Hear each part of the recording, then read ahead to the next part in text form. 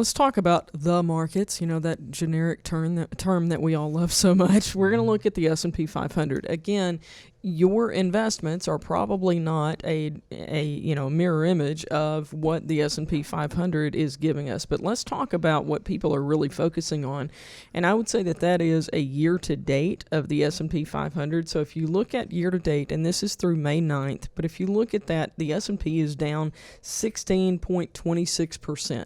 So down 16.26%. Actually, let's go to the next slide, Casey, if you would, because this is for 2021. This is year to date as of 5/9 of 22. So just a few days ago. This is the S&P 500 year to date if you're watching on our live stream. So yeah, for those who are joining us on Facebook or on YouTube and catching this live, you can see the chart that we're talking about. So year to date, the S&P is down 16.26%. But let's give this a little bit of perspective.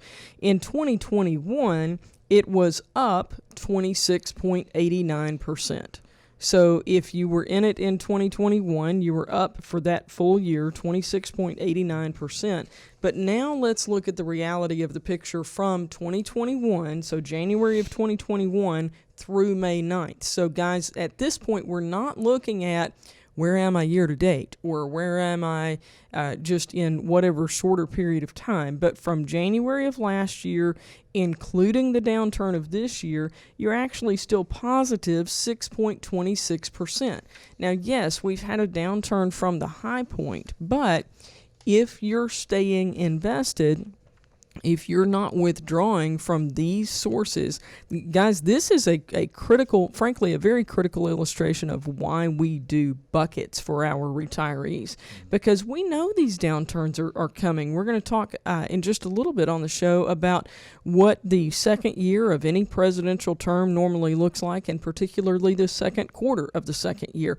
That's what we're in. We knew this was going to look ugly.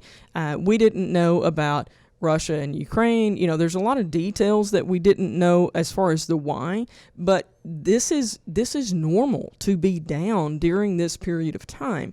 If you plan for it, as we've talked about today, you get to take advantage of the market being down. So if you take a look at that, and we don't have that for visual for our live stream audience, so we'll just kind of go over this verbally.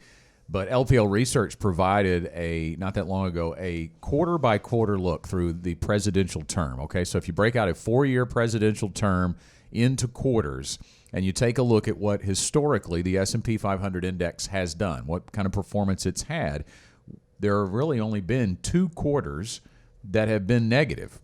Quarter number 1 of the first year, so the moment that the new president gets inaugurated, it's been on average down 0.2%, so you can really just call that flat. But the only other one that's been significantly or negative at all, and it's been more significant, is the quarter that we're in now. The second quarter of the second year of a presidential term, the average S&P 500 return is negative 2.1%. And we're in it. We're in it right now. Now, every year has its own unique headwinds and tailwinds. There's no question about that. But historically speaking, this is the worst quarter of a presidential term. Now, let me point out the other side of that. In 2 quarters from now, quarter 4 of the second year of a presidential term and quarter 1 of the third year. So the end of this year and the beginning of next have historically been the best performing quarters of a presidential term, on average up 6.6% and 7.4% respectively.